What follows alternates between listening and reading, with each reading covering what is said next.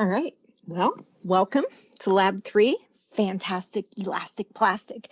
And this is your lab.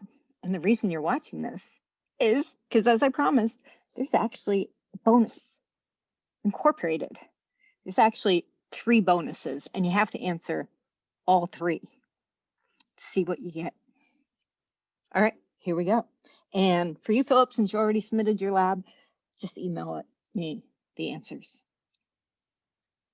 So what you are not doing in this lab is this. You are not putting the plastic, the fantastic elastic plastic, on your face. We don't let babies do this.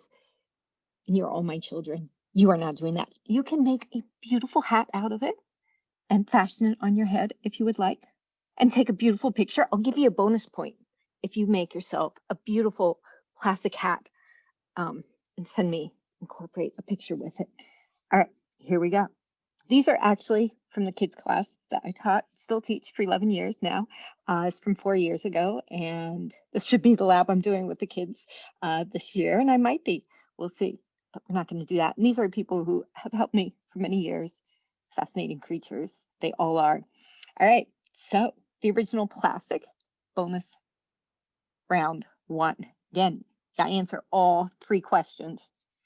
The picture with the hat is, or a bracelet, or however you want to fashion your plastic, is an extra bonus. All right, so in 1284, the oldest surviving historical record naturally made plastic compounds from what? So it's a multiple choice. Lock in your answer. It's a bonus. Did they make it from tortoise shells and cow horns? From slug slime and mushrooms? From lanolin, isn't that so precious, the sheep? And the downy of the duck feathers. Eggshells. They do actually make plastics from eggshells now. Or from milk and honey. Pooh would pick on that. Oh, there's one more choice. Or from bamboo. So what was the original plastic made from? Pick one. All right. What was the first plastic wrap? This one I'm going to answer for you. But these are some of the choices that you would have had in some of the original advertisements for these. So Pleo film. It's fascinating. And you can notice the plastic looks a bit different than it is now. And we'll go through that. So Handy Wrap and Stefford brand, looks like the same couple. And yes, DuPont cellophane. DuPont owns the whole state of Delaware. All right. And we'll talk about that. Do not do that. It is actually Saran Wrap, was the original, and we're going to talk about the story. I can keep going. All right. Bonus question 2. Why did they call it Saran? So, was it because the gentleman had, like a guy who wrote Star Wars is very fascinated by the elegant dress of the saris that the women in Nepal and India wear? Or how about the instrument this gentleman is playing? Was he actually very proficient in this instrument? And that's why he named it Saran. Or actually this beautiful singer from India, her name is actually Saran. Did he name it after the fish? It's a fish from one of the huge inland seas somewhere in the Eurasia area. And there is actually a famous Bollywood director who is named Saran. So they name it in honor of him. That's the molecule, because we're going to talk chemistry now. So the bonus is, why did these gentlemen I'm going to talk about name it Saran? And I'll give you a hint. If you read the introduction, I give the answer there. I might give all these answers there. So that's the second question you have to answer. Why did they name the first plastic wrap Saran? All right. The true chemical name of it is polyvinyl vinylidene. So it's going to have a diene. So there we go. We see the double bond. Chloride. So the blacks or the grays in the picture are carbons, the whites are hydrogens, and the greens, those greens are chlorines. Chlorines are highly reactive, as was the double bond, but the double bond's gone. So this is a monomer up there in the upper right-hand corner. That was one unit. And then when the reaction happens, it makes these long polymers. Now, the thing that's kind of, and so there we go. That's what the polymer looks like. The N with the brackets just means it keeps repeating itself. So this is the trade name, PVDC. So the bonus is, this is the third piece. You have to answer all three questions. What would be the IUPAC name? That's the naming system we've been using for this monomer. So there's two carbons with a double bond between them, and then there's two chlorines on the same carbon. So the monomer is a single unit, and then it makes the polymer. So the polymer's name is at the top in a rainbow of colors. It is not the same as PVC. It is close to it, polyvinyl chloride. Polyvinyl chloride was actually made in 1872 when a flask was accidentally left in the sun. So it's actually about 50 years before polyvinyl chloride polymer was made, which is what's plastic wrap. PVC, most of you know we use, that's actually PVC, has only one chlorine or chloro unit, is used to make, right, plastic pipes, like for our water system and stuff. And so this is actually what I should have been doing last April with my kids' class, which would have been extremely unhygienic back in the April, but we made spit guns, which was fun, and shot marshmallows at each other, or whoever my camera person was in that picture. So PVDC, here's the story. In 1933, Ralph Wiley was a humble college student, just like each of you, and he had a part-time job at Dow Chemical, which I'm pretty sure everybody's been bought by DuPont at this point. Anyway, Dow Chemical, he was a dishwasher, a humble dishwasher, and Ralph was having difficulty. He was very good at his job, and he was having difficulty cleaning the glassware from a dry cleaning product. And no matter what he tried, he scrubbed, and he just could not get it clean. It's like my son, Joey. Joey does the dishes, and Joey is very methodical, and our dishes are extremely clean. And so I think he's the reincarnation of Ralph, if that was possible, right? Ralph, did he give up? Did Ralph give it up? Just like Joey, Ralph had an imagination, just like each of you. Ralph had an imagination. So he went to his boss after trying and trying and trying. His boss's name was John Riley. And by 1939, 6 years later, the two had finally cleaned the vial. Why were they so persistent? There was a lot going on at this time. They turned, and I'm pretty sure Ralph had graduated, probably with honors and with a doctorate. They turned this residue into a greasy, smelly, dark green film they called eonite. Doesn't that sound wonderful? And there's Ralph with all of his medals for all the work he did with this compound. Ralph Wiley went on to become one of Dow Chemical's research scientists and invent and develop many different plastics, chemicals, and production machines, which is why it has all those wonderful metals. Anyway, so what was PVDC used for? Well, initially it was a spray, and we had just entered World War II, or we're about to, and so the military sprayed saran on a fighter plane to guard against salty sea spray. And so there you go. They didn't wrap it in plastic wrap like we do today. They actually sprayed it. Remember, it was a liquidy kind of smelly stuff. And car makers actually sprayed it on new upholstery. Again, they didn't cover the whole brand car with it, but PVDC had a rather strong aroma. Fighter jets, those guys had to wear, right? Their oxygen mask also helped them to deal with the smell. Dow later devised a formulation free of the offensive odor and unpleasant green color. The green was the chlorine, the chloros. In 1942, they fused layers of the PVDC to make woven mesh ventilating insoles for newly developed jungle combat boots made of rubber and canvas. I want to remind you, when you guys do your presentation, try not to use these long wordy sentences. I have it on here because in a year I'm going to forget what I said this year, and so it's a thing. We're not going to be doing this presentation in a year. So there's the combat boots. And the thing that's really cool, these insoles increase the flow of dry outside air to the insole and the base of the foot, reducing blisters and tropical ulcers. They kept their feet dry. Really important. The British Army still uses it because of its insulating ability. That is really cool. All right. Also a reminder, you guys are going to be picking a topic for the end of the term, which is going to be an organic compound. And so a lot of people will pick a plastic. All right, saran wrap. Well, they don't actually know. There's a disagreement online if it was 1949 or 1953 that it first showed up. PVDC was made somewhere around after the end of the war into a thin, clingy plastic wrap because, right, we had different uses, different needs at that time. It quickly became extremely popular for preserving food items. What's the wonders of saran? Well, it is able to adhere to itself. Now, again, these old ads are fascinating because it's very different from our cling wrap that we use today, the plastic wrap. But it also, this was the key, it had very low permeability. And so it was a barrier. So you didn't lose the flavor, the aroma. It was a barrier to water and a barrier to air.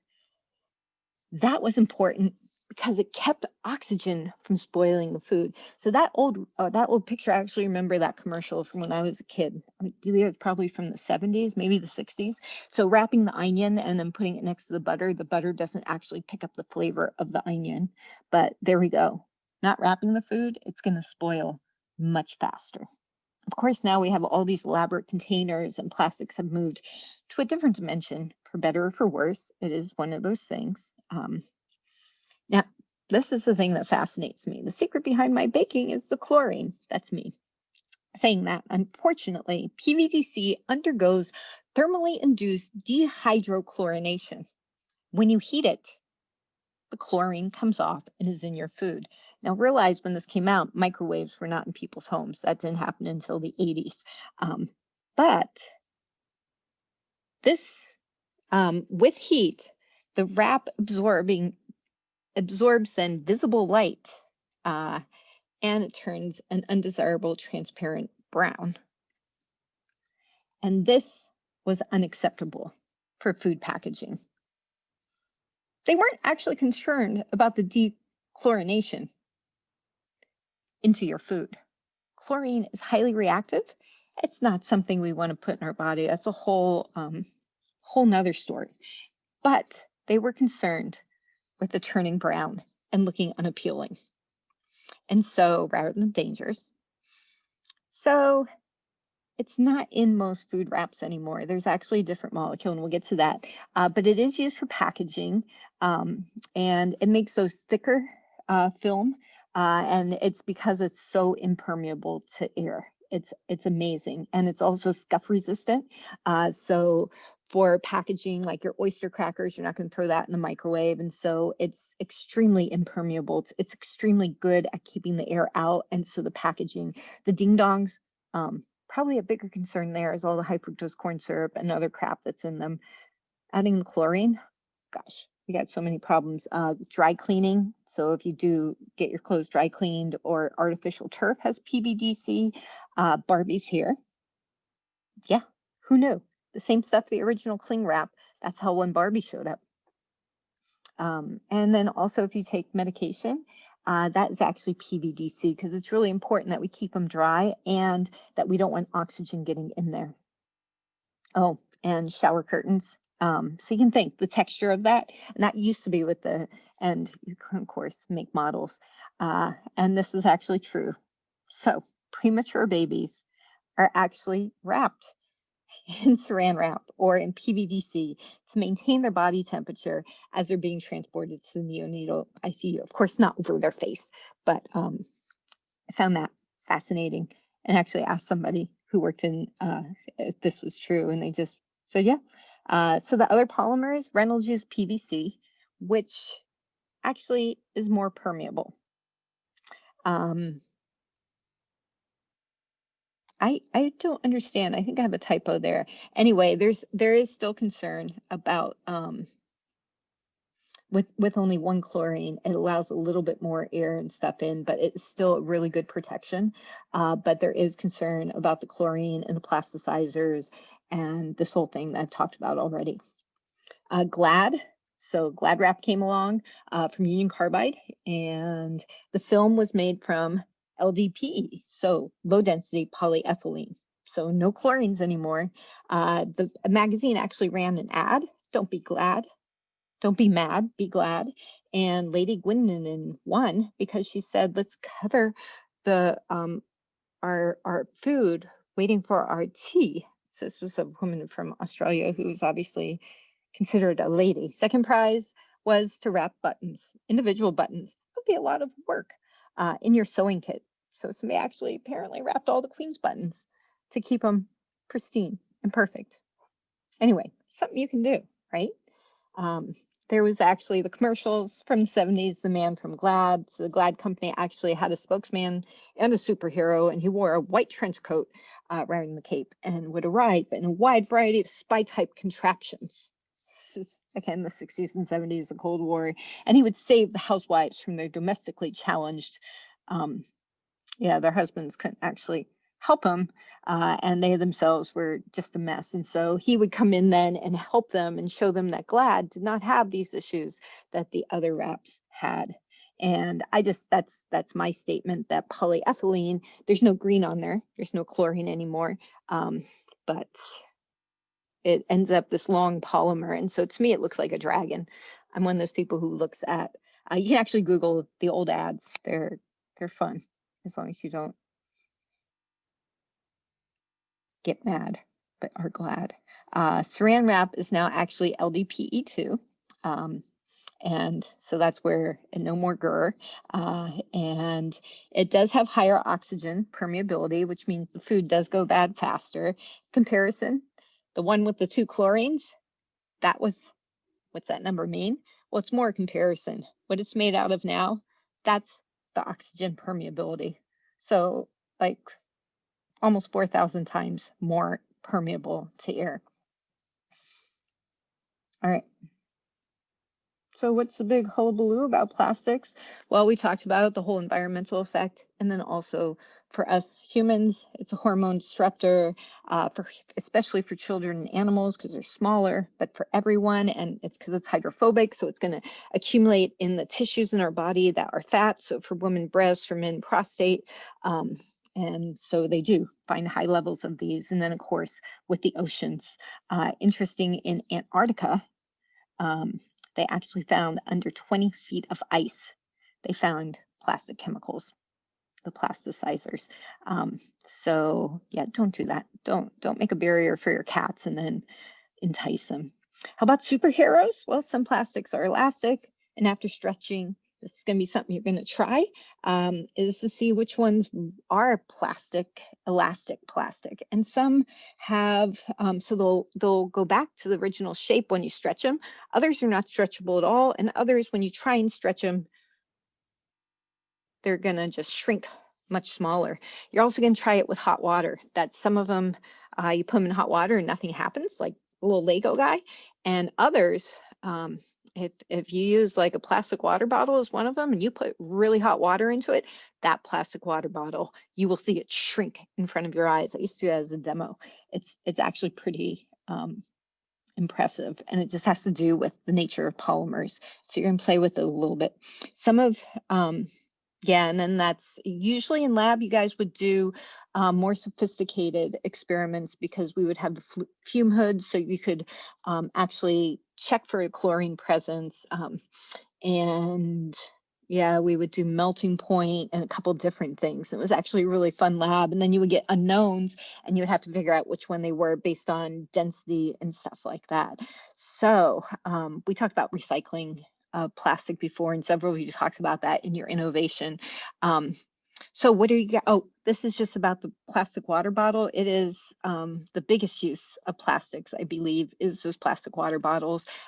You still have your own water bottle, not a plastic water bottle. So what are you doing for this lab?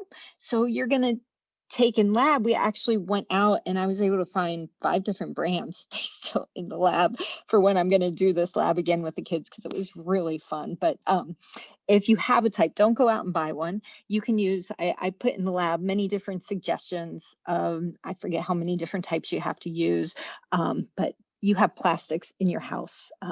We all have plastics. I thought of making a challenge of no plastics for a week, but I am not sure that's possible. Our clothes are made out of plastics. If you still have a plastic shopping bag, don't do that to your animals. If you work in a place where you can get the vinyl gloves, you just need one. You can also do a toy, a plastic toy. And so, of course, like the Lego guy is not going to be stretchable, but you can do the other ones. You're still going to humor me with them. And so this is what you're going to do. This is from 4 years ago again. And there is Miss Kaylee over there on the left.